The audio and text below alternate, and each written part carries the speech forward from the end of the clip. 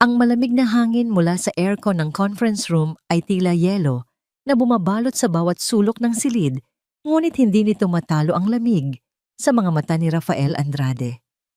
Mula sa ika-4 na pong palapag ng Andrade Global Tower, ang syudad sa ibaba ay parang isang laruan lamang, isang malawak na diorama ng bakal salamin at mga ilaw na kumikislap, isang kaharian na siya mismo ang tumulong na buuin. Hindi ako tumatanggap ng mga dahilan, Mr. Reyes. Resulta ang kailangan ko. Mariing sabi ni Rafael, ang kanyang boses ay kalmado, ngunit may bigat na nagpatigil sa lahat. Pumitik ang kanyang mamahaling ballpen sa ibabaw ng glass table, ang tanging tunog sa nakakabinging katahimikan. Ang quark Cayley projections natin ay bumagsak ng 10%. 10%. Sa mundo natin katumbas na yon ng isang deklarasyon ng giyera. Ang mga miyembro ng board, mga lalaking sanay sa kapangyarihan at yaman ay nakayuko na parang mga estudyanteng pinapagalitan. Ito ang mundo ni Rafael. Isang mundo ng mga numero ng mga kasunduan ng walang katapusang ambisyon. Isang mundong binuo niya para takasan ang isang bagay na mas malaki, isang kahungkagan na hindi kayang punan ng kahit anong yaman. Sa gitna ng kainsyon, marahang bumukas ang pinto. Ang kanyang executive assistant na si Marcia ay pumasok, ang muka ay nagpapakita ng pag-aalangan. Alam ng lahat na walang sinuman ang maaring umistorbo sa mga ganitong pulong. Sir Rafael, pasensya na po sa abala. Halos pabulong na, sabi ni Marcia. May emergency call po kayo. Urgent daw po.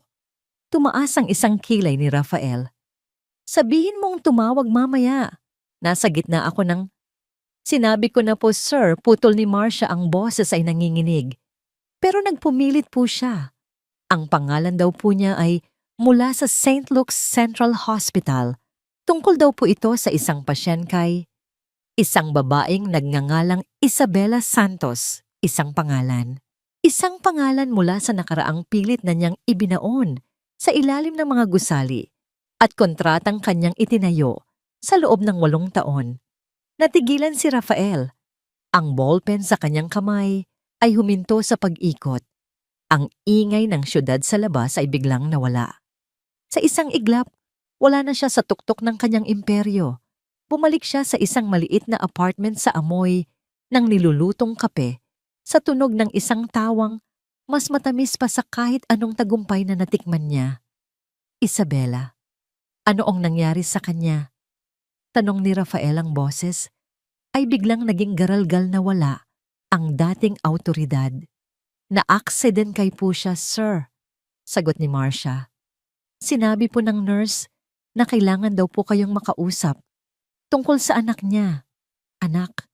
Ang salitang yon ay tumama kay Rafael na parang isang bala. Tapos na ang pulong. Anunsyo niya sabay tayo.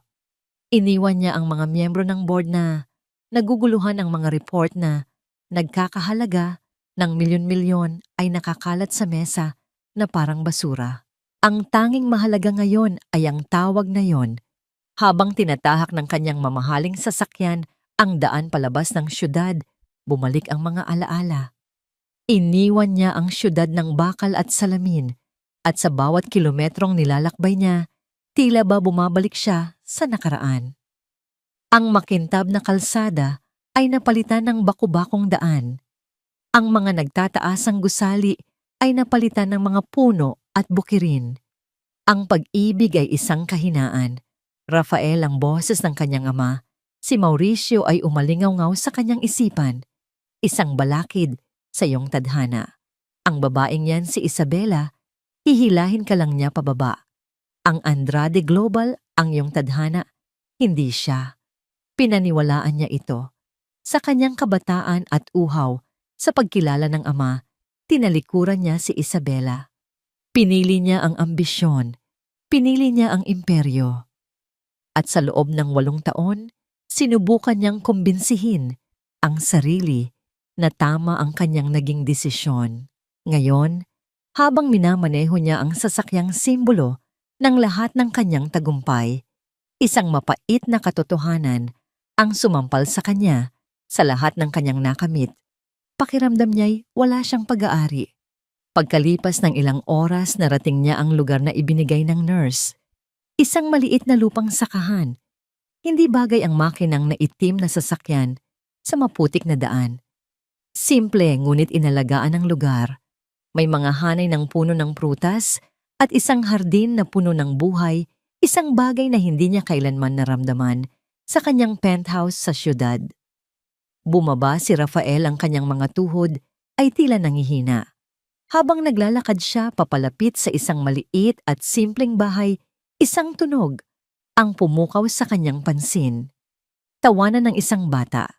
Sinundan niya ang tunog sa likod bahay at doon tumigil ang kanyang mundo. Isang batang lalaki ang nag-iisang naglalaro.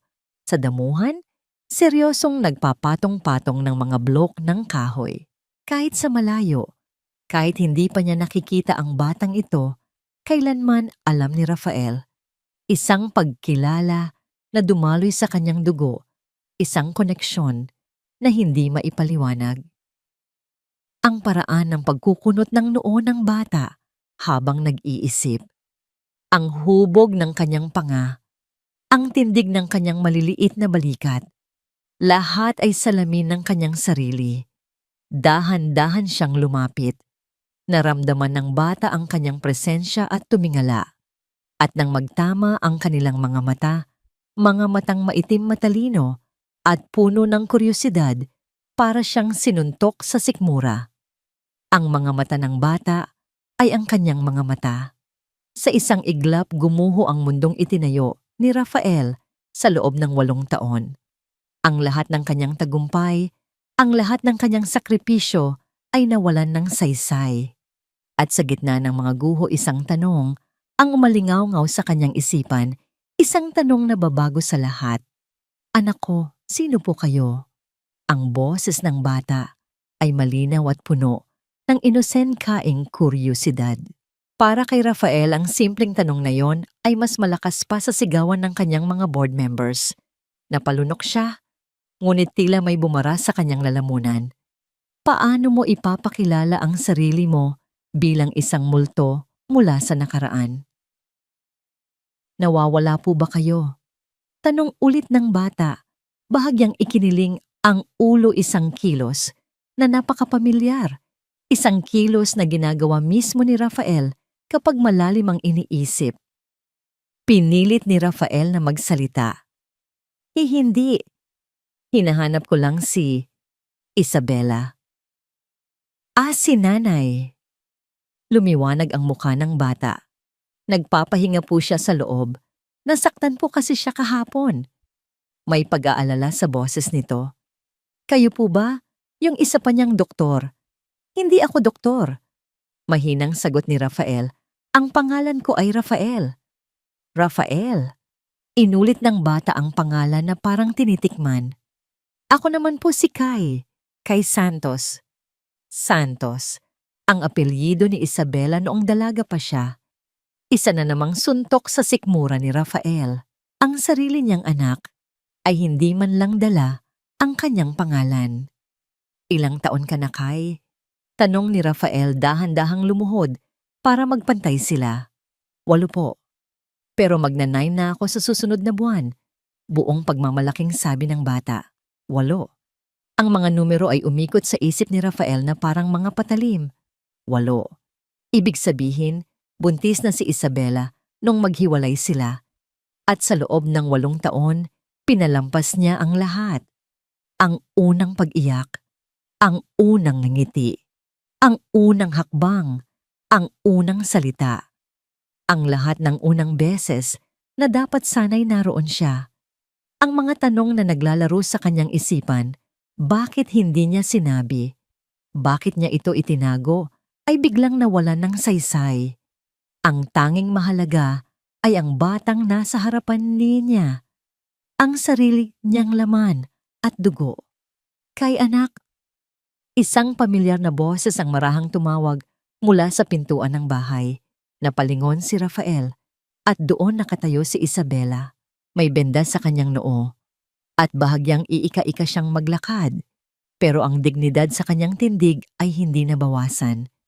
Ang mga mata niya na dati laging puno ng ningning kapag tumitingin sa kanya ay ngayon puno ng pagkabigla, sakit at isang pader na tila imposibleng gibain. Natigilan si Isabela nang makita siya.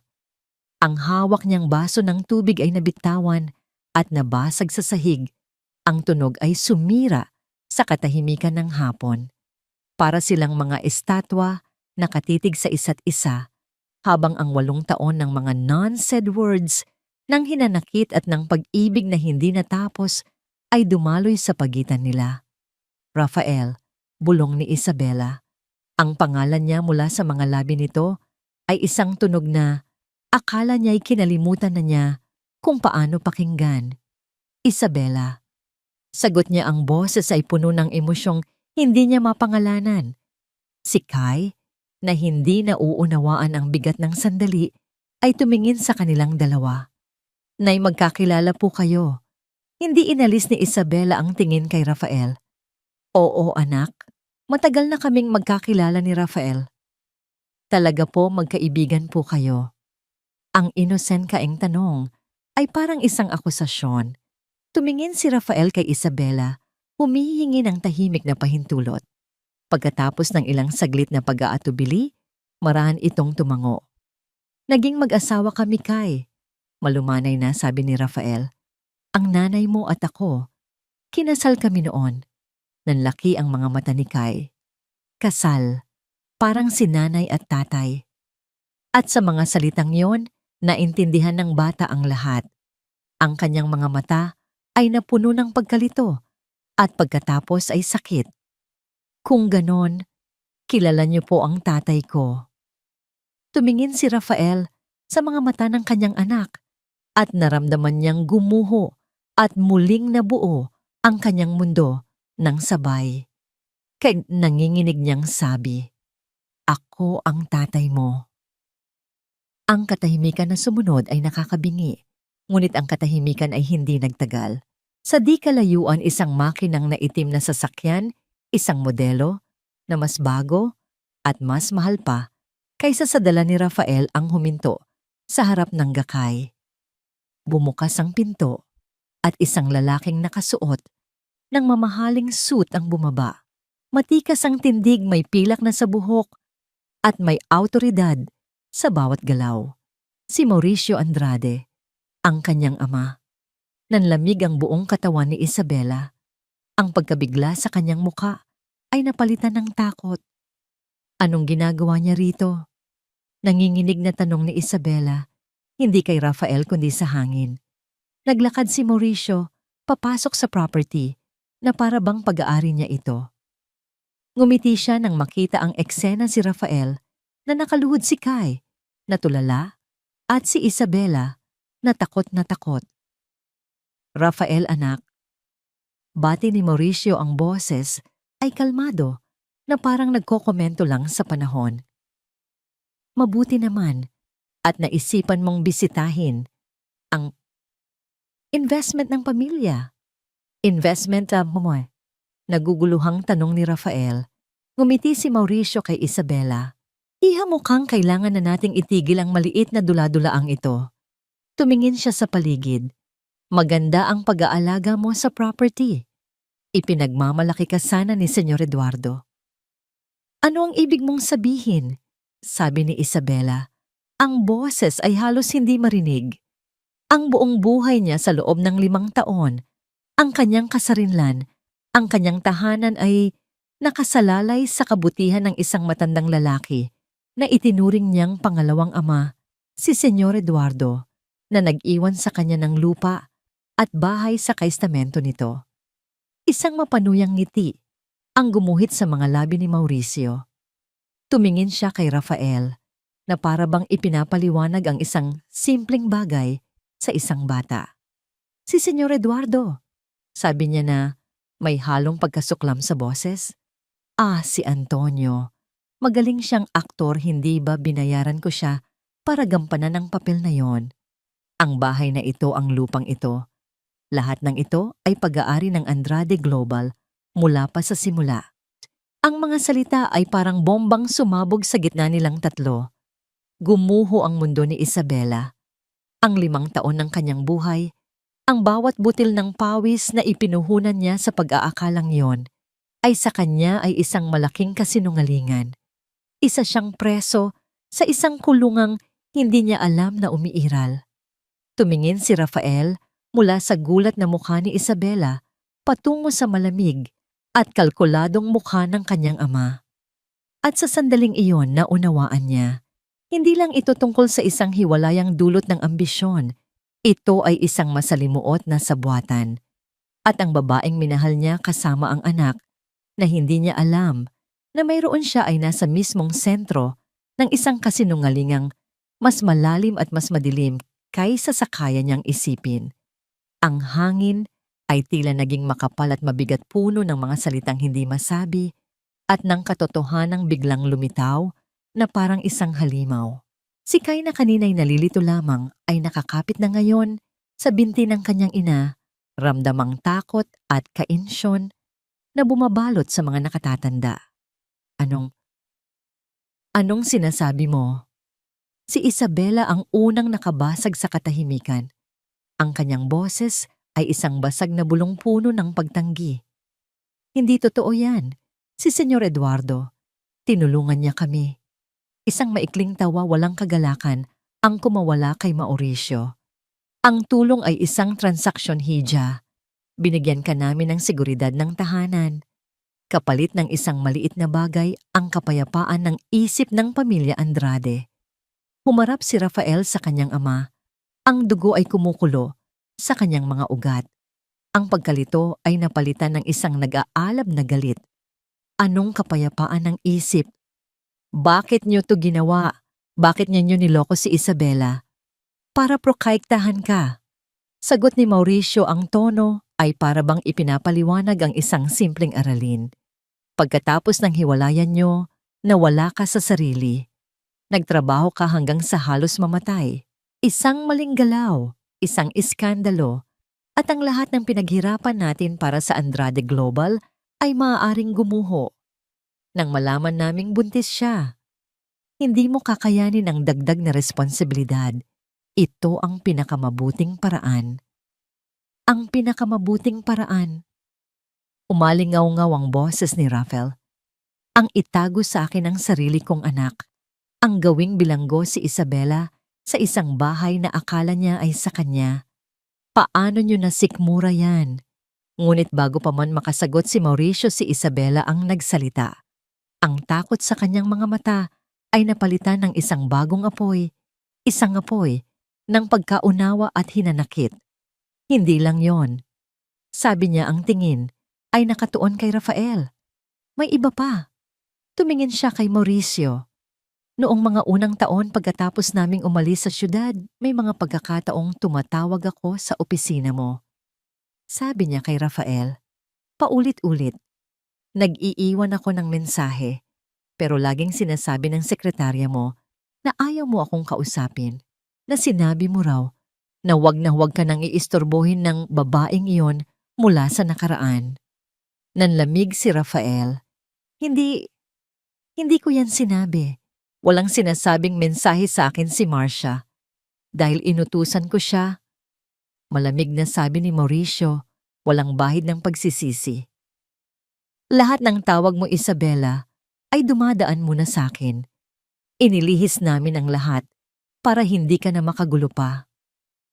Isang malakas na sampal, hindi pisikal, ngunit mas masakit. Ang sampal ng katotohanan sa loob ng maraming taon, inakala ni Isabela na kinalimutan siya ni Rafael, na tinanggihan siya. Ang sakit ng pag-abandona na iyon ang nagpatigas sa kanyang puso. At ngayon, nalaman niyang lahat pala iyon ay isang kalkuladong manipulasyon. Umalis na kayo, sabi ni Isabela. Ang boses ay nanginginig ngunit matatag. Kinuha niya ang kamay ni Kay. Umalis na kayong dalawa. Hindi kayo parkay ng buhay namin. Isabela, sandali. Sinubukang lumapit ni Rafael, ngunit umatras siya. Hindi mo pag-aari ang lugar na ito para paalisin kami. Paalala ni Mauricio, ngunit tumingin siya sa apo niyang si Kai na ngayon ay umiiyak na sa takot at may bahid ng pag-aatubili sa kanyang mukha sa unang pagkakataon. Sa ngayon, mag-uusap pa tayo, Rafael? Sa huling tingin na puno ng babala, tumalikod si Mauricio at naglakad pabalik sa kanyang sasakyan. Iniwan silang tatlo sa gitna ng nagibang katotohanan. Pumasok si Isabela sa loob ng bahay, hila-hila si Kai. Sinundan sila ni Rafael. Isabela, maniwala ka sa akin, wala akong alam dito. Pagmamakaawa niya. Humarap si Isabela, ang mga mata ay puno ng luha ng galit. Wala kang alam, Rafael, sa loob ng 8 taon nasaan ka. Kahit wala ang pakikialam ng ama mo, hindi mo ba naisip na hanapin ako, na alamin kung anong nangyari sa akin? Ang kasinungalingan ng ama mo ay gumana dahil naging madali para sa'yo na maniwala. Dahil mas pinili mo ang kumpanya nyo kaysa sa akin. Bawat salita ay isang punyal sa puso ni Rafael. Dahil sa kabila ng lahat, alam niyang may katotohanan doon. Naging abala siya. Hinayaan niyang lamunin siya ng trabaho at iyon ang kasalanang siya lang ang may gawa. Kinagabihan, pagkatapos mapatulog si Kai, umupo si Isabela sa kusina na nakatingin sa labas ng bintana. Pumasok si Rafael at nagtimpla ng kape, inilapag ang isang tasa sa harap niya. Sa loob ng ilang minuto, walang nagsalita. Tanging ang tunog ng mga kuliglig sa labas ang maririnig. Kailangan kong malaman ang lahat. Basag ni Rafael sa katahimikan. Bawat detalye. At nagsimulang magkwento si Isabela tungkol sa hirap ng pagiging isang ina ng mag-isa, tungkol sa pagdating ni Senyor Eduardo, isang matandang anghel na nag-alok ng tulong. Ngunit habang nagkukwento siya, may mga detalye siyang binanggit na pumukaw sa akaensyon ni Rafael. Palagi siyang may dalang mga libro para kay Kai. Sabi ni Isabela, mga libro tungkol sa negosyo sa pamumuno. Akala ko, gusto niya lang turuan ng bata. May mga laruan din siyang ibinibigay. Mga building blocks, mga puzzle na para sa mas matatandang bata. Palagi niyang sinusubok ang talino ni Kai. Isang malamig na kaba ang gumapang sa dibdib ni Rafael. Hindi lang ito tungkol sa pagtatago. May mas malalim na plano. Kailangan kong makausap ang aktor na, yon desididong sabi ni Rafael. Nasaan siya? Hindi ko alam, Tom, sagot ni Isabela. Isang araw sinabi lang niyang may sakit siya. Pagkatapos ng 1 linggo, dumating ang isang abogado at sinabing namatay na raw siya at ipinamana sa akin ang lahat. Kinabukasan, habang si Isabela ay nasa hardin, kasama si Kai, sinusubukang ibalik ang kahit kaunting normalidad, si Rafael ay nasa kotse niya, hawak ang telepono. Tinawagan niya si Marcia. Marcia, kailangan ko ng pabor. Isang pabor na hindi dapat malaman ng ama ko. Sabi niya, hanapin mo ang lahat ng impormasyon tungkol sa isang lalaking nagngangalang Antonio Vasconcelos, isang retiradong aktor. Kailangan kong malaman kung nasaan siya ngayon. Pagkatapos ng ilang oras ng paghihintay, na tila isang kawalang hanggan, tumawag pabalik si Marcia. Sir, nahanap ko na po siya. Pero, nag-atubili si Marcia. Pero ano? Nakatira po siya sa isang maliit na apartment sa kabilang bayan. Ayon po sa mga record, meron siyang stage 4 lung cancer. Hindi na nag-aksaya ng panahon si Rafael. Nang marating niya ang gusali, amoy pa lang ng gamot at luma, ay sumalubong na sa kanya. Kumatok siya sa pinto. Isang matandang lalaki na ubo-ubo, payat na payat ang nagbukas. Ang mukha ni Antonio Vasconcelos ay puno ng pagsisisi at takot nang makilala niya si Rafael. Alam kong darating ka, sabi ng matanda, ang boses ay mahina. Pumasok si Rafael sa maliit na apartment. Umupo si Antonio sa isang lumang silya, hirap huminga. Binayaran ako simula ng matanda. Malaki ang bayad, sapat para sa pagpapagamot ko. Pero habang tumatagal, minahal ko ang batang iyon, si Kai, para ko na siyang tunay na apo. Anong ipinapagawa nila sa'yo? Tanong ni Rafael. Hindi lang ako tagabantay. Umamin si Antonio, may luhang namumuo sa kanyang mga mata. Pinapaobserbahan nila sa akin si Kai. Bawat kilos, bawat salita. Nagbibigay ako ng lingguhang report sa kanila. Report tungkol saan? Kumuha si Antonio ng isang lumang notebook mula sa ilalim ng kanyang kama. Ibinigay niya ito kay Rafael. Report tungkol sa kanyang talino, sa kanyang ugali. Kung madali ba siyang pasunurin, kung may potential ba siyang maging isang Andrade. Binuklat ni Rafael ang notebook. Nakasulat doon ang mga detalyadong obserbasyon, mga score sa mga puzzle, mga sipi ng mga sinabi ni Kai. Lahat ay nakadokumento na parang isang scientific experiment. May mas malala pa rito, Senyor Rafael. Sabi ni Antonio, ang boses ay naging isang takot na bulong. Ang pera para sa akin, hindi nanggagaling direkta sa Andrade Global. Galing ito sa isang foundation. Anong foundation? Isang foundation na pag-aari ng mga magulang mo. Ang pangalan nito? Huminga ng malalim si Antonio na para bang ang pagsabi ng pangalan ay isang kasalanan. Ang pangalan nito ay Pundasyon ng Pag-asa para sa Kabataan. Pundasyon ng Pag-asa para sa Kabataan. Ang mga salita ay nanatiling nakalutang sa hangin sa loob ng maliit at masikip na apartment ni Antonio, mabigat at puno ng kabalintunaan. Para kay Rafael ang pangalan ay parang isang maskara, isang magandang mukha na nagtatago sa isang karumal-dumal na katotohanan. Foundation para sa mga bata. Tanong ni Rafael, ang kanyang boses ay halos hindi marinig. Ang alam ko, tumutulong ang pamilya sa mga charity, pero hindi ko pa narinig ang pangalang yan. Dahil ito ay pribado. Paliwanag ni Antonio habang inuubo. Isang pet project ng iyong ina, si Senyora Carmen. Iyon ang sinabi nila sa publiko. Isang lugar para sa mga batang nangangailangan. Ngunit sa likod ng mga nakasarang pinto, iba ang nangyayari. Ang pagbanggit sa kanyang ina ay nagdulot ng kakaibang kirot sa puso ni Rafael. Si Carmen Andrade, sa kanyang alaala, ay isang babaeng nabubuhay sa anino ng kanyang asawa, laging nakangiti, laging sumusuporta, ngunit tila malungkot. Hindi niya kailanman inisip na maaring kasangkot ito sa ganitong uri ng panlilinlang. Anong ibig mong sabihin na iba ang nangyayari? Giit ni Rafael, ibinalik ang atensyon kay Antonio.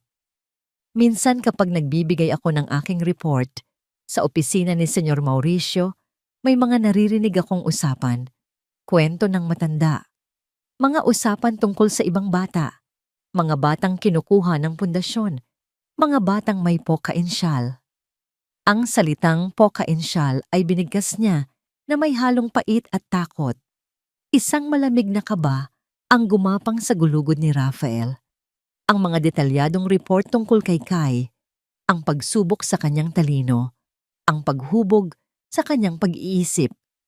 Hindi lang pala ito tungkol sa pagiging isang Andrade. Ito ay isang proseso, isang siskaima. At ang kanyang anak, ang pinakabagong proyekto. Ang anak ko, ginagawa nilang isang eksperimento. Bulong ni Rafael sa sarili. Ang katotohanan ay unti-unting lumilinaw na parang isang bangungot. Mas masahol pa riyan, Senyor. Sabi ni Antonio, ang mga mata ay puno ng pagsisisi. Naririnig ko ang mga pangalan ng mga pamilya. At pagkatapos, nababalitaan ko sa mga balita. Mga pamilyang biglang nawawalan ng karapatan sa kanilang mga anak dahil sa mga questionableng kaso. Pag-aabuso raw, kapabayaan, mga paratang na bigla na lang lumilitaw. Kinuyom ni Rafael ang kanyang mga kamao. At ang mga batang yon, napupunta sa pundasyon. Marahang tumango si Antonio. Hindi ko alam ang lahat, ngunit alam kong ang iyong anak si Kai ay espesyal dahil siya ang dugo ng mga Andrade. Siya ang pinakamahalagang asset nila. Pag-aari. Ganoon ang turing nila sa kanyang anak. Umalis si Rafael sa apartment ni Antonio na may bagong bigat sa kanyang dibdib. Hindi na ito isang simpleng drama ng pamilya. Ito ay isang kriminal na sabwatan. Habang nagmamaneho pabalik, isang pangalan ang pumasok sa kanyang isip.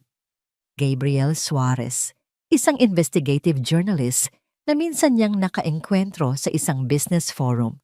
Si Gabriel ay kilala sa kanyang tapang na bumangga sa mga makapangyarihang tao. Isang aso na hindi bibitaw kapag may naamoy na kabulukan. Sa isang secured na linya, tinawagan niya si Gabriel. "Sores," sagot ng boses sa kabilang linya. "Gabriel, si Rafael Andrade ito." Natahimik sandali ang kabilang linya. "Andrade, ang inaasahan kong huling taong tatawag sa akin. Anong kailangan ng isang hari sa isang hamak na manunulat?" "Kailangan ko ng tulong mo," diretsong sabi ni Rafael. "At sa tingin ko, ito ang uri ng kwento na handa mong ipagpalit sa iyong buhay." Nagkita sila sa isang tahimik na coffee shop sa labas ng syudad. Ikinuwento ni Rafael ang lahat, mula sa pagkatuklas niya tungkol kay Kai, sa pekeng si Senyor Eduardo, hanggang sa mga kahina-hinalang report at sa pundasyon ng pag-asa. Habang nagsasalita si Rafael, ang dating mapanuyang ekspresyon ni Gabriel ay napalitan ng matinding inquires. Kumuha siya ng isang maliit na no-kai book at nagsimulang magsulat. Pundasyon ng pag-asa para sa kabataan. Inulit ni Gabriel ang pangalan. "Pamilyar sa akin yan. Narinig ko na ang mga bulong-bulungan. Isang organisasyong may malinis na imahe, malaki ang donasyon, pero walang sino mang tagalabas ang nakakapasok. Mahigpit ang seguridad, nakakaiba para sa isang charity. Ang anak ko."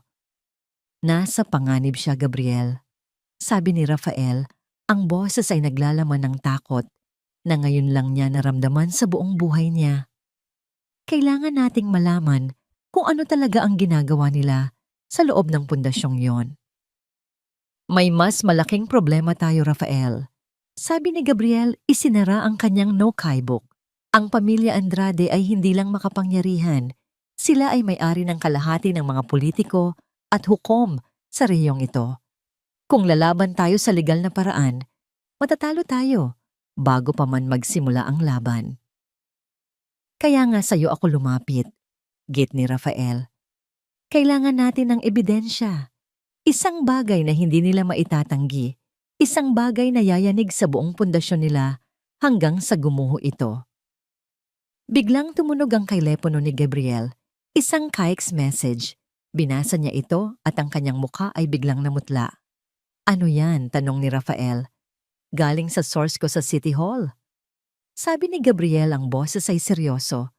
May narinig siyang usapan. Isang malaking donasyon mula sa Andrade Global para sa isang bagong child welfare project. At tumingin si Gabriel ng diretso sa mga mata ni Rafael. Ang donasyon ay ibibigay sa isang event, isang charity ball, at ang highlight ng event ay isang tour sa loob ng pundasyon ng pag-asa para sa kabataan. Para sa mga piling-piling bisita lamang. Nagkatinginan sila. Pareho nilang alam kung ano ang ibig sabihin nito. Ito na ang kanilang pagkakataon. Ang kanilang tanging pagkakataon para makapasok sa lungga ng leon. Ngunit hindi yon ang pinakamasamang balita, Rafael. Dagdag ni Gabriel, ang kanyang boses ay mas mababa. "Ano pa?" "Ayon sa source ko, ang charity ball ay isang pakana.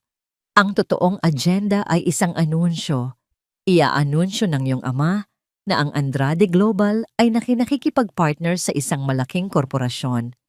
Nanlaki ang mga mata ni Rafael. Alam niya kung sino ang tinutukoy ni Gabriel. Ang kanilang pinakamalaking karibal. Isang kumpanyang kilala sa pagiging walang awa at uhaw sa kapangyarihan, higit pa sa kanila. Si Ricardo Vargas. Tumango si Gabriel. Si Ricardo Vargas at ang partnership daw ay may kinalaman sa pag-secure ng hinaharap ng parehong kumpanya.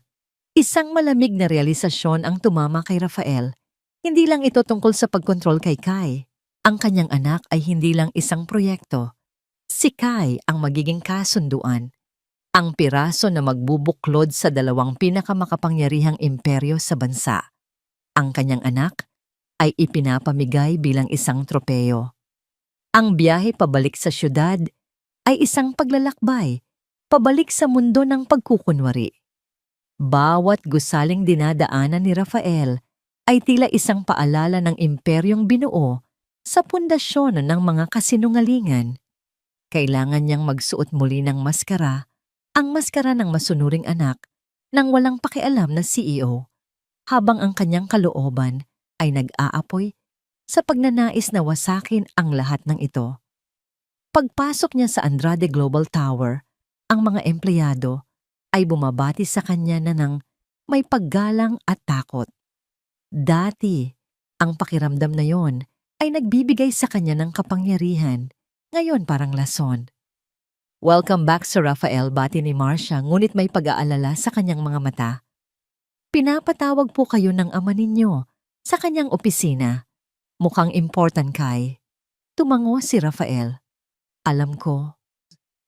Ang opisina ni Mauricio Andrade ay nasa pinakatuktok ng tore, isang santuwaryo ng kapangyarihan. Madilim na kahoy mamahaling katad at isang malawak na bintanang salamin na nagpapakita sa buong syudad na tila nasa ilalim ng kanyang mga paa. Nakatayo si Mauricio, dun nakatalikod hawak ang isang baso ng brandy. Natagpuan mo ba ang hinahanap mo sa probinsya? Tanong ni Mauricio, hindi lumilingon. Nakita ko ang anak ko, diretsong sagot ni Rafael. At nakita ko ang ginawa ninyo. Humarap si Mauricio, isang malamig na ngiti sa kanyang mga labi. Ang ginawa ko ay para sa pamilya. Isang araw, maiintindihan mo rin yan. Ang batang yon, Rafael, siya ang ating kinabukasan. Ang dugo ng Andrade. Kailangan siyang hubugin ng tama, malayo sa mga sentimental na kahinaan ng kanyang ina. Hindi siya isang bagay na huhubugin. Sigaw ni Rafael, ang kontrol na pinipilit niyang panatilihin ay nagsimulang gumuho. Lahat tayo ay hinuhubog, anak. Sabi ni Mauricio, lumapit at inilapag ang baso sa mesa. Ikaw, hinubog kita para maging isang leader. Ang batang yon huhubugin natin para maging isang tagapagmana. At sa tulong ni Ricardo Vargas, ang ating kinabukasan ay magiging mas makapangyarihan pa kaysa sa ating inaakala. Kinumpirma ng kanyang ama ang lahat. Ngunit kailangan ni Rafael na maglaro ayon sa kanilang laro. Naiintindihan ko, sabi ni Rafael, pinilit na pakalmahin ang sarili. Siguro nga tama kayo. Masyado lang akong nadala ng emosyon. Bigla lang kasi. Tumingin sa kanya si Mauricio, sinusuri siya. Pagkatapos ng ilang saglit, tila nakumbinsi ito. Mabuti. Dahil kailangan kitang tumulong sa pag-aayos ng charity ball. Kailangan mong ipakita sa lahat, lalo na kay Vargas, na tayo ay isang pamilyang buo at nagkakaisa. Isang pain. Alam ni Rafael na isa itong pagsubok, ngunit ito rin ang kanyang daan papasok. Gagawin ko, sagot niya. Paglabas niya ng opisina, sinalubong siya ni Elena Reyes, ang Vice President of Operations. Si Elena ay isang babaeng nasa mga huling taon ng kanyang ika-40, matalino, elegant kay at naging tapat sa pamilya Andrade sa loob ng 20 taon. Isa siya sa iilang taong nirerespeto ni Rafael sa loob ng kumpanya.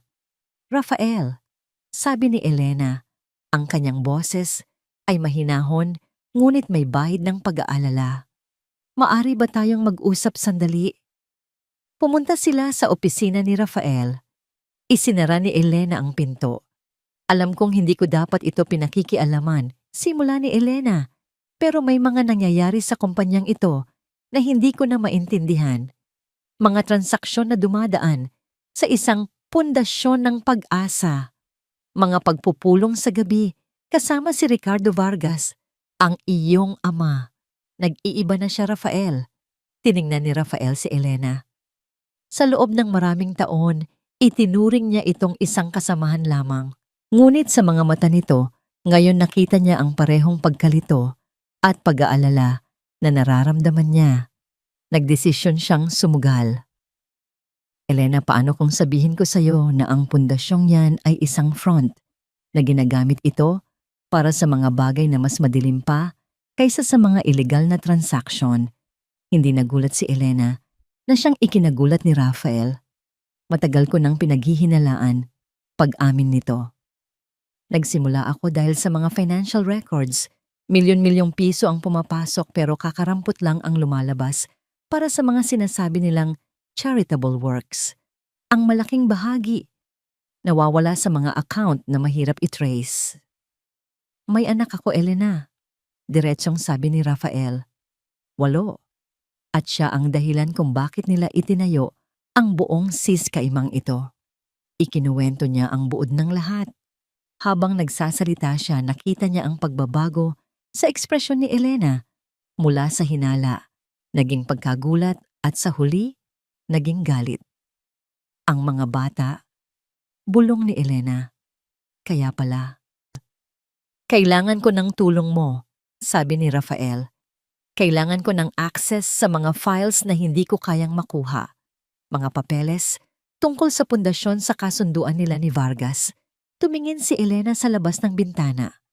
Ang katapatan ko ay sa pamilya Andrade Rafael, pero ang pamilyang pinagsilbihan ko ay hindi ganito. Ang iyong lolo, hindi niya hahayaan ang ganitong karumihan. Humarap siya kay Rafael, may bagong dekairminasyon sa kanyang mga mata. Tutulungan kita, ngunit kailangan nating mag-ingat. Bawat galaw natin ay binabantayan. Sa kabilang dako ng syudad sa isang marangyang mansyon si Carmen Andrade ay naglalakad sa kanyang hardin ng mga rosas. Ang hardin, ang kanyang naging kanlungan sa loob ng maraming taon, isang lugar kung saan ang kagandahan at katahimikan ay pansamantalang nagtataboy sa mga anino sa loob ng kanilang tahanan. Ngunit ngayon, kahit ang mga rosas ay tila nalalanta. Pumasok sa kanyang isipan ang alaala ng isa pang hardin, isang maliit na hardin sa likod ng isang ospital. Doon, maraming taon na ang nakalipas, namatay ang kanyang bunsong anak na si Sofia dahil sa isang bihirang sakit. 5 taong gulang lamang. Ang sakit na yon, ang kawalan ng magawa, ang nag-iwan ng isang butas sa kanyang puso na hindi kailanman naghilom. Ang pundasyong ito, Carmen, sabi sa kanya ni Mauricio noon, ay para sa mga batang tulad ni Sofia. Mga batang kailangan ng pag-asa. Sa pagtulong sa kanila, pinararangalan natin ang alaala ng ating anak. Naniwala siya. Gusto niyang maniwala. Ang pagbisita sa pundasyon, ang pag-organisa ng mga event, ang pagiging lola sa mga batang naroon. Iyon ang naging gamot niya. Ngunit kamakailan may mga napapansin siyang kakaiba. Mga batang dumadating na may takot sa kanilang mga mata. Mga magulang na bumibisita na hindi mukhang mga nag-aampon, kundi mga kliyenteng namimili. At ang mga pag-uusap ni Mauricio sa kay Lepono sa gabi, mga usapang puno ng mga salitang asset and property profile at transfer. Noong nakaraang linggo, pumasok siya sa opisina ni Mauricio para kumuha ng isang libro at nakita niya itong bukas sa isang folder. Sa ibabaw nakita niya ang litrato ng isang batang lalaki na kamukhang kamukha ni Rafael noong bata pa ito. Sa ilalim nakasulat ang pangalan, Kai Santos, at sa tabi nito isang detalyadong psychological profile. Kinabahan siya. Isinara niya ang folder at umalis na parang walang nakita. Ngunit ang imaheng iyon ang pangalang iyon ay hindi na nawala sa kanyang isipan. Ngayon, habang naglalakad, sa gitna ng kanyang mga perpektong rosas, isang katotohanan ang nagsimulang mamukadkad sa kanyang isipan, isang katotohanang mas matinik pa kaysa sa mga tinik ng kanyang mga halaman. Ang pundasyong itinayo niya para parangalan ang kanyang namatay na anak, ay ginagamit para sirain ang buhay ng mga anak ng iba at ang sarili niyang apo na hindi niya alam na umiiral ang nasa sentro ng lahat. Sa loob ng mansyon tumunog ang telepono. Kinuha ito ng isang katulong. Andrade Residence. Maari ko bang makausap si Senyora Carmen? Tanong ng isang boses. Isang lumang kaibigan. Ibinigay ang telepono kay Carmen. Hello, Carmen, si Ricardo Vargas ito. Nanigas si Carmen. Ricardo, anong kailangan mo? Narinig ko ang tungkol sa nalalapit na partnership. Sabi ni Vargas, ang boses ay malambing, ngunit may panganib. At narinig ko rin ang tungkol sa isang espesyal na asset na kasama sa kasunduan. Gusto ko lang siguraduhin na ang lahat ay magiging maayos. Alam mo naman, ayoko ng mga sorpresa. Ang banta ay malinaw. Hindi lang si Mauricio ang may kontrol sa laro. Nang ibaba ni Carmen ang telepono, nanginginig ang kanyang mga kamay. Tumingin siya sa kanyang refleksyon sa salamin. Ang babaeng nakatingin pabalik ay hindi na ang innocent kaing asawang nagluluksa. Isa na siyang kasabwat. At sa sandaling iyon, kailangan niyang pumili. Mananatili ba siyang bulag sa ngalan ng katapatan sa kanyang asawa o bubuksan niya ang kanyang mga mata para iligtas ang apo na hindi pa niya nakikilala? Ang balita tungkol sa kaso ng lupa ay kumalat na parang apoy sa loob ng Andrade Global. Isang lumang kaso ng land grabbing na matagal nang ibinao ni Mauricio ay muling binuhay. Walang duda kung sino ang nasa likod nito, si Ricardo Vargas. Isa itong power play, isang paraan para ipakita kay Mauricio kung sino talaga ang may hawak ng mga baraha. At ang pinakamahalagang ebidensya sa kasong yon ay nakasalalay sa isang tao, si Isabela Santos, na naging cairn noon sa apektadong lugar at may hawak ng mga lumang survey reports. Ang presyur ay nagtulak kay Mauricio na gumawa ng isang marahas na hakbang. Isang gabi habang mahimbing na natutulog si Kai, may kumatok sa pinto ng maliit na bahay sa probinsya. Nag-aalangang binuksan ni Isabela ang pinto. Dalawang lalaking nakaitim na suit ang nakatayo sa labas. Hindi sila nagsalita. Inabutan lang nila siya ng isang envelope. Sa loob na roon ang mga legal na dokumento, isang petisyon para sa full custody ni Kai na isinampa ng pamilya Andrade. Nakasaad doon ang mga gawa-gawang paratang na si Isabela ay emotionally unstable. Walang kakayahang pinansyal at inilalayo ang bata sa kanyang pamilya. Ngunit sa ilalim ng mga dokumento, may isang maliit na papel na may sulat kamay. Isuko mo ang bata ng mapayapa at ang kaso ng lupa ay mawawala. Tumanggi ka at hindi lang ang anak mo ang mawawala sa iyo. Ang banta ay malinaw. Ang kanyang anak kapalit ng kanyang pananahimik. Nanginginig ang mga kamay ni Isabela habang tinatawagan niya si Rafael sa isang burner phone na ibinigay nito. Rafael, humihikbing, sabi niya. Nandito sila. Pinipilit nila akong isuko si Kai. Sa kabilang linya narinig ni Rafael ang takot sa boses ni Isabela. Huwag kang gagawa ng kahit ano. Mariing, sabi niya. Pupunta ako dyan. Huwag kang matakot. Magtiwala ka sa akin. Pagkatapos ng tawag, sinuntok ni Rafael ang pader ng kanyang opisina. Ang kanyang ama ay tumawid na sa isang linyang hindi na dapat balikan. Hindi na ito laro ng negosyo. Ito na ay purong kasamaan. Samantala, sa mansyon ng mga Andrade, narinig ni Carmen ang pag-uusap sa telepono ni Mauricio sa kanyang opisina. Hindi niya sinasadyang makinig, ngunit ang galit sa boses ng kanyang asawa ay tumagos sa makapal na pinto. Hindi sapat ang pananakot. Sigaw ni Mauricio sa kausap. Kailangan nating siguraduhin na wala na siyang ibang masasabi. Hanapin niyo ang matandang aktor na si Antonio. Siguraduhin ninyong hindi na siya makakapagsalita pa. Walang puwang para sa mga loose ends. Bibilhin ang bibig ng isang saksi. Ang mga salitang yun ay tumatak sa isipan ni Carmen. Ito na. Ang kanyang asawa, ang lalaking pinakasalan niya, ay handang pumatay para pagtakpan ang kanilang mga krimen. Tumingin siya sa kanyang paligid, sa mga mamahaling muebles, sa mga painting na nagkakahalaga ng milyon-milyon. Ang lahat ng ito ay nabahiran ng dugo at luha ng ibang tao. Ang kanyang ginintuang hawla ay naging isang libingan ng konsensya. Ang alaala ni Sofia, ang kanyang munting anghel, ay bumalik. Ano kaya ang sasabihin ni Sofia kung makikita niya ang kanyang ina ngayon, isang babaeng nagbubulag-bulagan, habang ang ibang mga ina ay pinagkakaitan ng kanilang mga anak. Hindi na niya kaya. Pumunta si Carmen sa opisina ni Mauricio. Sarado ito, pero alam niya kung nasaan ang duplika key. Pumasok siya, ang puso ay kumakabog ng malakas. Binuksan niya ang Skyel filing cabinet kung saan itinatago ni Mauricio ang pinakamahalaga nitong mga dokumento. Naroon ang lahat.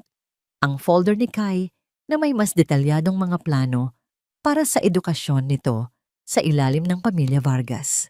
Ang mga folder ng iba pang mga bata, kumpleto sa kanilang mga pekeng adoption papers at mga pangalan ng mga pamilyang bumili sa kanila. Naroon din ang mga bank record ng mga transaksyon sa mga hukom politiko at mga social worker. Isang buong mapa ng kanilang criminal network. Gamit ang kanyang telepono, mabilis niyang kinuhanan ng litrato ang bawat pahina. Ang bawat pag-click ng camera ay parang isang putok ng baril, isang hakbang na hindi na niya mababawi. Habang ginagawa niya ito, isang tawag ang pumasok sa kanyang telepono. Isang hindi rehistradong numero. Sinagot niya ito, nanginginig. "Hello po." "Senyora Carmen," tanong ng isang boses. "Si Rafael po ito." Nabitawan ni Carmen ang mga dokumento. "Rafael, paano? Paano mo nakuha ang numero ko? Hindi na yan mahalaga." "Ma," sabi ni Rafael, at ang paggamit niya ng salitang mama sa unang pagkakataon sa loob ng maraming taon ay nagpaiyak kay Carmen. "Alam ko na ang lahat. Tungkol sa pundasyon, tungkol kay Kai." Nagkaroon ng mahabang katahimikan. "Patawarin mo ako, anak." Humihikbing sabi ni Carmen. "Naging bulag ako. Naging duwag ako." "May pagkakataon pa tayong itama to," sabi ni Rafael. "Pero kailangan ko ang tulong ninyo. Ang mga dokumentong hawak ninyo ngayon. Yan ang susi para palayain ang lahat ng mga batang iyon, para iligtas ang sarili ninyong apo." Ang mga salita ni Rafael ay tumagos sa puso ni Carmen. Hindi ito isang akusasyon, kundi isang paanyaya. Isang pagkakataon para sa pagtubos. "Anong kailangan kong gawin?" Tanong niya. Ang boses ay puno na ng dekairminasyon.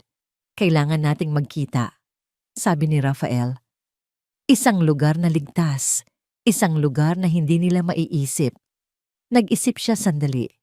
Ang lumang pabrika ng kaila sa labas ng syudad. Ang pabrikang pag-aari noon ni Lolo bago pa man maging Andrade Global.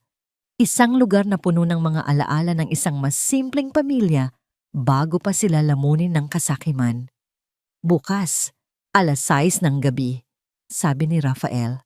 "Dalhin niyo ang lahat ng ebidensya. Mag-iingat po kayo." "Rafael, sandali," sabi ni Carmen, may huling pakiusap. "Isama mo siya." "Sino?"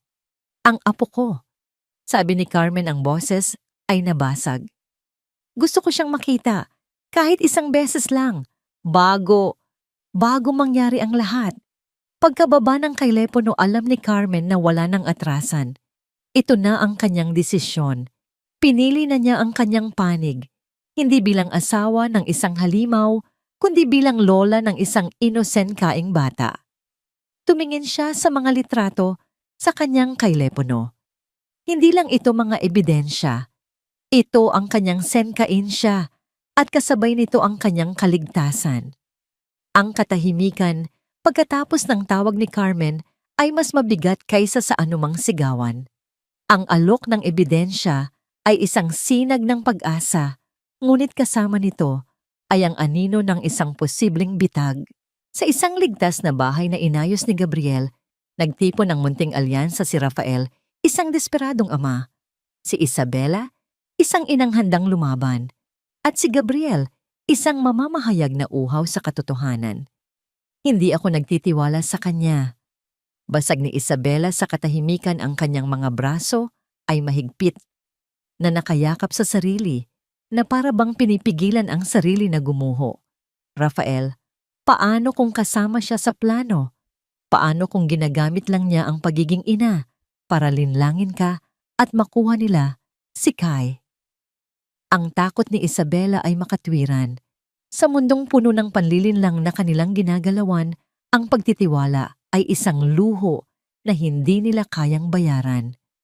Tumingin si Rafael kay Gabriel na malalim ang iniisip habang nakatitig sa isang Wi-Fi board kung saan nakasulat ang mga pangalan at koneksyon na kanilang natuklasan. Posible.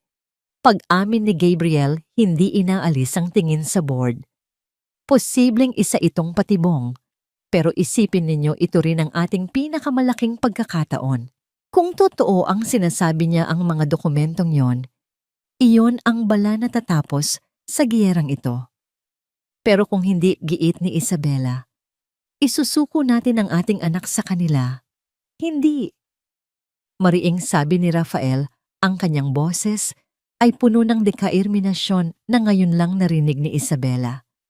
Lumapit siya dito at hinawakan ang mga balikat nito. Hindi natin isusuko ang kahit sino kung ito ay isang patiboong papasukin natin ito ng handa. Tumingin siya kay Gabriel. Kung ang plano nila ay isang bitag, gagawa tayo ng sarili nating bitag sa loob ng bitag nila. Isang plano ang mabilis na nabuo. Isang plano na mapanganib desperado, ngunit napakatalino. Hindi lang sila pupunta doon para kumuha ng ebidensya. Pupunta sila doon para sa isang paglalantad.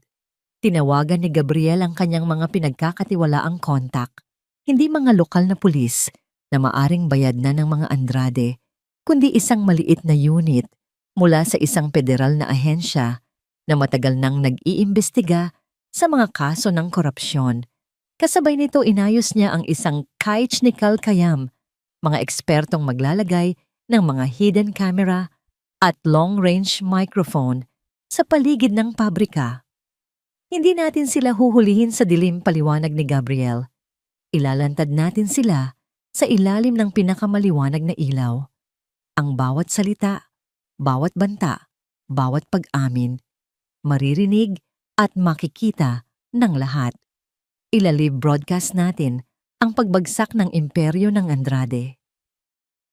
Habang abala ang lahat sa paghahanda, humanap ng pagkakataon si Rafael na makausap si Isabela ng sarilinan. Nakatayo ito, malapit sa bintana, nakatingin sa kadiliman, habang si Kai ay mahimbing na natutulog sa isang maliit na silid. Natatakot ka? Sabi ni Rafael, hindi bilang isang tanong, kundi isang pag-unawa. Hindi lumingon si Isabela. Ikaw ba hindi? Mamatay ako sa takot, pag-amin ni Rafael. Pero mas takot akong isipin na lalaki si Kai sa isang mundong kontrolado nila. Isang mundong puno ng kasinungalingan. Mas takot akong isipin na mawawala ulit siya sa atin. Sa wakas ay humarap si Isabela. Sa mga mata nito nakita ni Rafael ang pagod ang sakit ng 8 taon, ngunit nakita rin niya ang bakal na katatagan ng isang ina. Tatapusin natin to. Sabi ni Isabela, hindi lang para kay Rafael, kundi para sa kanyang sarili. Para kay Kai. Para sa atin dagdag ni Rafael, at sa sandaling iyon, ang pader na naghihiwalay sa kanila ay tila gumuho ng bahagya.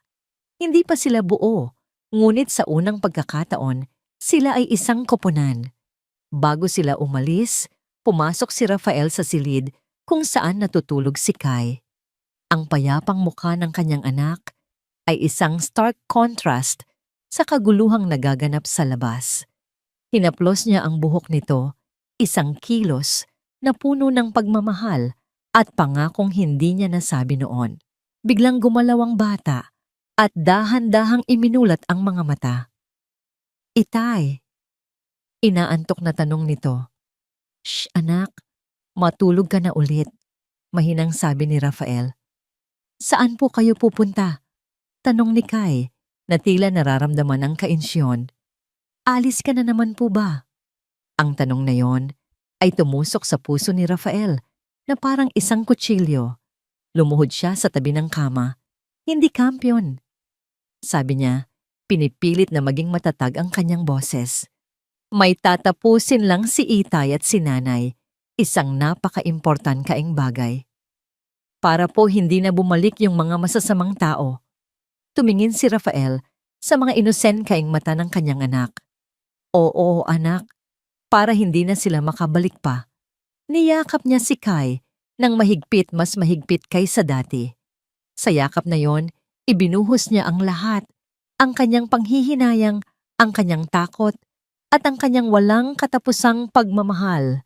Ito ay higit pa sa isang yakap.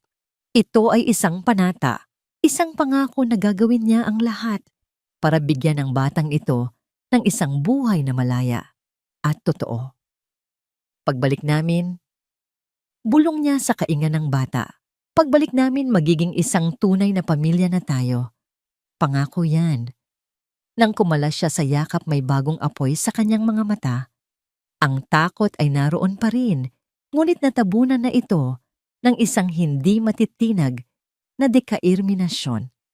Lumabas siya ng silid at sinalubong ang tingin ni Isabela at Gabriel. Tumango siya. Oras na, sabi niya. Tapusin na natin to. Ang inabando ng pabrika ng Kayla ay nakatayo na parang isang kalansay sa dilim ng papalubog na araw. Ang mga basag na bintana nito ay tila mga matang nakamasid sa tahimik na paligid. Para kay Rafael, ito ay isang lugar ng mga multo ng isang masayang pamilya bago pa man ito sirain ng pera at kapangyarihan. Ngayon dito magaganap ang huling pagtutuos.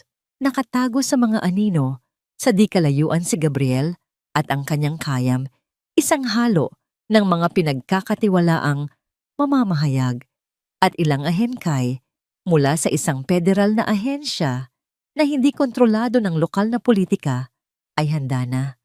Ang lahat ay nakaposisyon. Dumating ang sasakyan ni Rafael. Kasama niya si Isabela at si Kai na mahigpit ang kapit sa kamay ng kanyang ina. Ramdam ang bigat ng sandali kahit hindi niya ito lubos na naiintindihan. Sa likuran nakasunod ang sasakyan ni Elena Reyes na nagsilbing lookout. Ilang sandali pa dumating ang isang itim na sedan. Bumaba si Carmen Andrade. Ang kanyang mukha ay maputla sa takot, ngunit ang mga mata ay puno ng dekairminasyon. Mahigpit niyang hawak ang isang leather briefcase, ang sisidlan ng lahat ng kasinungalingan ng kanyang asawa. Mama, bati ni Rafael, sinalubong siya.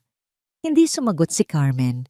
Ang kanyang mga mata ay nakatuon sa batang nagtatago sa likod ni Isabela. Dahan-dahan siyang lumuhod. Hello, mahinang sabi niya kay Kai. Ako si Lola Carmen. Tumingin si Kai kay Rafael na marahang tumango. Lola? Innocent kaing tanong ng bata. Patawarin mo ako, apo, kung ngayon lang tayo nagkita. Sabi ni Carmen, ang mga luha ay nagsimulang tumulo sa kanyang mga pisngi. Inabot niya ang briefcase kay Gabriel. Narito na ang lahat. Bawat kasunduan, bawat bayad, bawat pangalan. Salamat, senyora. Sabi ni Gabriel, mabilis na binuksan ang briefcase para kumpirmahin.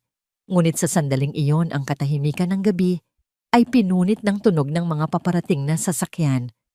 Mula sa magkabilang dulo ng kalsada, sunod-sunod na lumitaw ang mga itim na SUV. Ang kanilang mga headlight ay parang mga mata ng mga mandaragit na sumusugod sa kanilang biktima. Huli na para tumakas. Pinalibutan sila. Patibong, sigaw ni Isabela, mabilis na niyakap si Kai at itinago sa kanyang likuran. Hindi ko alam. Umiiyak na sigaw ni Carmen. Siguradong nalaman niya. Bumukas ang pinto ng nangungunang SUV. Bumaba si Mauricio Andrade. Ang kanyang mukha ay kalmado, ngunit ang kanyang mga mata ay nag-aapoy sa galit at pagtataksil.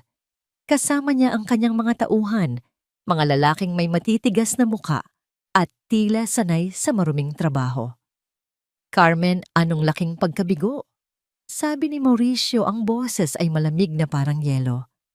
Ang sarili kong asawa, ang ina ng aking anak, ang siyang sumisira sa lahat ng ating pinaghirapan. Hindi ito pinaghirapan. Mauricio, ito ay pagnanakaw. Sigaw ni Carmen. Ninakaw mo ang mga anak nila. Ninakaw mo ang apo ko. Ang pamilya ay isang negosyo. Carmen, at sa negosyo may mga sakripisyo, sabi ni Mauricio. Tumingin siya kay Rafael. At ikaw, anak, ipinagkanulo mo ang sarili mong dugo. Para saan? Para sa isang babaeng iniwan mo na noon pa. Para sa isang batang hindi mo naman pinalaki. Pinalaki ko siya. Humakbang si Isabela, ang takot ay napalitan ng tapang ng isang ina. Pinalaki ko siyang mag-isa habang kayo ay nagpapakasasa sa inyong mga kasinungalingan. Tapusin na natin to, sabi ni Mauricio sumenyas sa kanyang mga tauhan. Ibigay niyo sa akin ang briefcase at ang bata. Ngunit humarang si Rafael. Hindi niyo sila makukuha. Itinayo niya ang kanyang katawan bilang pader sa pagitan ng kanyang pamilya at ng mga tauhan ng kanyang ama. Kung gusto ninyong may kunin ako, ang kunin ninyo. Isang tawa ang kumawala kay Mauricio. Huwag kang mag-alala. Lahat kayo ay kasama sa plano. Nagsimulang lumapit ang mga tauhan, ngunit bago pa sila makalapit, isang nakakasilaw na ilaw ang biglang bumukas mula sa isa sa mga bintana ng pabrika. Kasunod nito, sunod-sunod na ilaw mula sa mga nakatagong posisyon. Ang buong lugar ay biglang naging maliwanag na parang tanghali. Natigilan si Mauricio at ang kanyang mga tauhan. Ano ang ibig sabihin nito? Ngumiti si Gabriel, hawak ang isang maliit na mikropono. Ang ibig sabihin nito, Senyor Andrade, ay live na live kayo ngayon. Mula sa isang malaking speaker na ikinabit sa pabrika, umalingaw-ngaw ang boses ni Gabriel. Magandang gabi sa lahat ng nakikinig. Ang inyong napapanood ay isang special live broadcast. Ang paksa natin ngayong gabi, ang madilim na sikreto sa likod ng pundasyon ng pag-asa para sa kabataan at ng Andrade Global. Namutla si Mauricio. Tumingin siya sa paligid. Nakita niya ang mga camera lens na nakatutok sa kanila mula sa iba't ibang anggulo. Walang hiya ka. Sigaw niya at sa isang iglap ng desperasyon, sinugod niya si Gabriel para agawin ang briefcase. Ngunit si Rafael ay mas mabilis. Sinalubong niya ang kanyang ama. Nagpang-abot sila, isang marahas, na paggigiitan sa pagitan ng mag-ama. Ang briefcase ay tumilapon sa sahig. Nagkagulo. Sinamantala ng mga tauhan ni Mauricio ang pagkakataon. Sinubukan nilang kunin si Kai mula kay Isabela. Huwag sigaw ni Isabela, mahigpit na niyakap ang kanyang anak. Itinulak niya ang isang lalaki ng buong lakas na ikinabagsak nito. Samantala, nagpapambuno pa rin sina Rafael at Mauricio. Ang kanilang paglalaban ay higit pa sa pisikal, ito ay isang paglalaban ng dalawang magkaibang mundo. Ang maruming nakaraan, laban sa isang hinaharap na may pag-asa. Sinira mo ang lahat, sigaw ni Mauricio, sinusubukang sakalin si Rafael. Kayo ang sumira nito. Ganting sigaw ni Rafael. At sa isang malakas na tulak, naitumba niya ang kanyang ama sa lupa. Sa sandaling iyon, dumating ang tunog ng mga sirena. Mabilis, papalapit. Hindi ang lokal na pulis, kundi ang mga sasakyan ng mga federal na ahenkay. Nang makita ni Mauricio ang mga kumukutitap na ilaw, nawala ang lahat ng tapang sa kanyang mukha. Napalitan ito ng pagkabigla at pagkatalo. Tapos na ang laro. Mabilis na pinalibutan ng mga ahenkay ang lugar. Sumuko ang mga tauhan ni Mauricio. Dahan-dahang tumayo si Mauricio, mula sa pagkakatumba ang kanyang mamahaling suit ay puno na ng alikabok. Habang pinupusasan siya, ang kanyang mga mata ay nakatuon lamang kay Rafael. Puno ito ng galit na hindi masusukat. Ipinagkanulo mo ako. Bulong niya may pait sa bawat salita. Ipinagkanulo niyo kaming lahat. Sagot ni Rafael, ang kanyang boses ay pagod, ngunit matatag. Habang isinasakay si Mauricio sa sasakyan, tumingin siya kay Carmen. Ang kanyang asawa ay nakatayo sa tabi ni Isabela. Ang kamay ay nasa balikat nito, isang simbolo ng isang bagong hindi inaasahang alyansa. Walang salitang namutawi sa pagitan ng mag-asawa, ngunit ang kanilang mga mata ay nagsabi ng lahat, isang pagtatapos ng isang buhay na binuo sa kasinungalingan. Nang tumahimik na ang lahat, lumapit si Rafael sa kanyang mag-ina. Niyakap niya sila ng mahigpit. Si Kai, na umiiyak sa takot, ay humigpit ang kapit sa leeg ng kanyang ama. Tapos na ba, Itay? Tanong ng bata sa gitna ng kanyang mga hikbi. Hindi na bababalik ang mga masasamang tao. Tumingin si Rafael kay Isabela at pagkatapos ay sa langit na puno ng mga bituin sa itaas ng lumang pabrika. Oo anak, bulong niya. Tapos na, hindi na sila babalik. Sa sandaling iyon, sa gitna ng mga anino ng nakaraan, isang bagong pamilya ang nagsimulang mabuo, isang pamilyang sinubok ng apoy, ngunit sa wakas ay malaya na. Ang mga sumunod na araw ay isang malaking ipu-ipo. Ang live broadcast mula sa pabrika ay sumabog na parang isang bomba sa buong bansa. Ang pangalang Andrade, na dati simbolo ng kapangyarihan at tagumpay, ay naging simbolo ng kabulukan at krimen. Ang pundasyon ng pag-asa para sa kabataan ay inimbestigahan at ang mga pinto nito ay binuksan sa publiko. Inilalantad ang isang siskayma ng child trafficking na nakabalat kayo bilang kawanggawa. Isa-isang bumagsak ang mga taong sangkot mula sa mga hukom, mga politiko, hanggang sa mga social worker na binayaran para manahimik. Ang imperyong binuo ni Mauricio sa loob ng dekada ay gumuho sa loob lamang ng isang gabi. Sa gitna ng kaguluhan, si Rafael, Isabela at Kai ay nanatili sa isang safe house malayo sa media frenzy. Dito sa katahimikan, nagsimula ang mas mahirap na gawain ng paghilom. Ang unang hakbang ay ang pagharap sa korkay. Ngunit hindi bilang akusado, kundi bilang mga pangunahing saksi. Si Rafael ay tumestigo laban sa kanyang sariling ama. Habang nagsasalita siya sa witness stand, hindi galit ang nararamdaman niya, kundi isang malalim na lungkot-lungkot para sa pamilyang winasak ng kasakiman at lungkot para sa amang naligaw ng landas. Ang Andrade Global ay hindi na isang kumpanya. Anunsyo ni Rafael sa korkay, isang desisyong binuo niya kasama si Elena Reyes at Isabela. Ito ay magiging isang reparation fund. Ang lahat ng assets nito ay ilalaan para suportahan ang mga pamilyang sinira ng pundasyon, para sa kanilang legal fees therapy at para sa muling pagbuo ng kanilang mga buhay. Ang desisyon ay yumanig sa mundo ng negosyo, ngunit para kay Rafael, ito ang tanging tamang gawin. Ito ang paraan para linisin ang pangalan ng kanyang pamilya, hindi sa pamamagitan ng pagtatakip, kundi sa pamamagitan ng pananagutan. Ang pinakamahirap na testimonya ay mula kay Carmen. Sa korkay, inamin niya ang lahat, ang kanyang pagkabulag, ang kanyang pagiging kasabwat, ang kanyang pagsisisi. Hindi niya ipinagtanggol ang sarili, tinanggap niya ang kanyang kaparusahan. Sa labas ng courtroom pagkatapos ng isang pagdinig, nagkasalubong ang landas ni Rafael at Carmen. Ang kanyang ina ay mukhang mas matanda, ang dating karangyaan ay napalitan ng simpleng damit ng isang taong naghihintay ng senkain siya. Rafael, tawag ni Carmen. Walang nagsalita sa loob ng ilang sandali. Salamat, basag ni Carmen sa katahimikan. Para saan?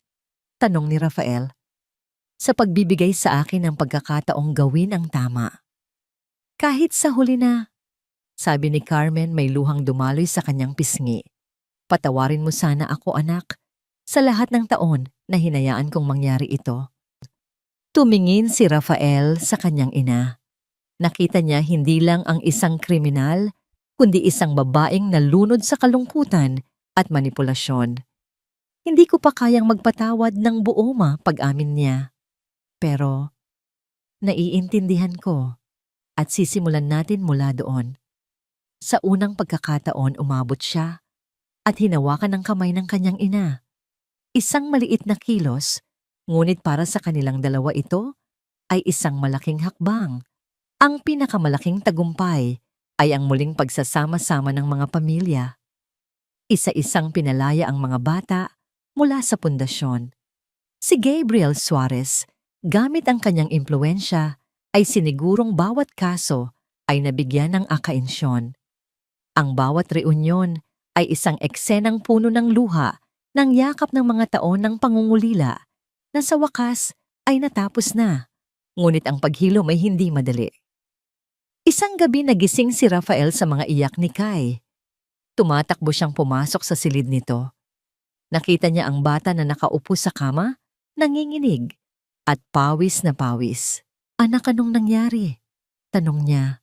Yung masasamang tao, Itay. Humihikbing sabi ni Kai. Nananaginip ako na kinukuha nila ulit ako. Niyakap ni Rafael ang kanyang anak ng mahigpit. Panaginip lang yon, kampiyon. Ligtas ka na. Hindi ka na nila makukuha. Nandito na si Itay at si Nanay. Pumasok si Isabela sa silid. Umupo siya sa kabilang tabi ni Kai at nagsimulang kumanta ng isang lumang oyayi, ang parehong oyayi na kinakanta niya gabi-gabi sa loob ng 8 taon. Dahan-dahan kumalma ang bata at muling nakatulog sa gitna ng kanyang mga magulang. Pagbalik nila sa sala, umupo silang dalawa sa dilim. Hindi sapat na ligtas lang siya, Rafael. Mahinang sabi ni Isabela. May mga sugat na hindi nakikita. Mga sugat na kailangan nating gamutin. Alam ko, sagot ni Rafael. Hindi ko alam kung paano. Hindi rin ako pag-amin ni Isabela. Pero siguro, hindi natin kailangang malaman lahat. Siguro kailangan lang nating simulan. Magkasama. Tumingin siya kay Rafael, ang kanyang mga mata ay seryoso sa sinag ng buwan. May isang bagay na kailangan nating gawin para sa ating tatlo. Ano yon? Kailangan nating humingi ng tulong, sabi ni Isabela. Hindi bilang magkaaway, hindi bilang dating mag-asawa, kundi bilang dalawang magulang na gustong buuin ang kanilang pamilya. Rafael, mag-therapy tayo. Ang suhestyon ay ikinagulat ni Rafael. Sa mundo niya ang therapy ay para sa mahihina. Ngunit tumingin siya sa silid kung saan natutulog ang kanyang anak at naunawaan niya. Ang tunay na kalakasan ay hindi ang pagtatago ng kahinaan, kundi ang pag-amin dito at paghahanap ng paraan para maging mas mabuti. Sige, sabi niya walang pag-aalinlangan. Gawin natin. Ito ang kanilang unang tunay na kasunduan. Hindi isang kasunduan sa negosyo, kundi isang kasunduan ng mga pusong gustong maghilom. Hindi pa sila isang pamilya sa paraang pinapangarap nila.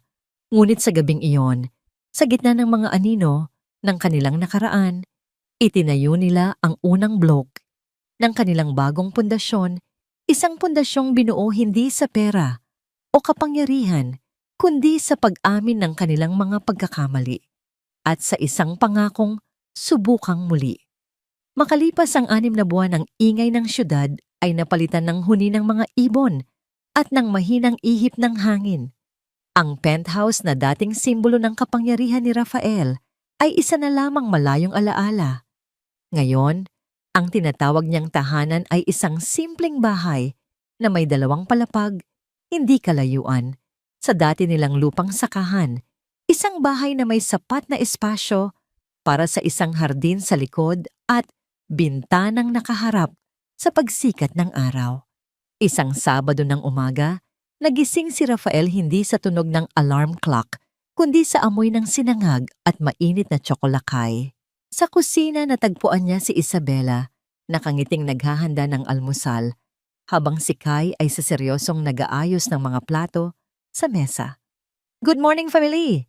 Bati ni Kai. Ang salitang family ay binibigkas niya ng may pagmamalaki at saya na parang ito ang pinakamagandang salita sa buong mundo. Good morning, kampiyon! Sagot ni Rafael, ginulo ang buhok ng anak. Hinalikan niya si Isabela sa pisngi 1 kilos na naging natural na sa kanila, hindi dahil sa obligasyon, kundi dahil sa pagmamahal na dahan-dahan at maingat nilang binubuhay muli. Ang mga nakaraang buwan ay isang paglalakbay. Ang kanilang therapy sessions ay naging isang ligtas na espasyo kung saan nila inilahad ang kanilang mga sakit, takot at hinanakit.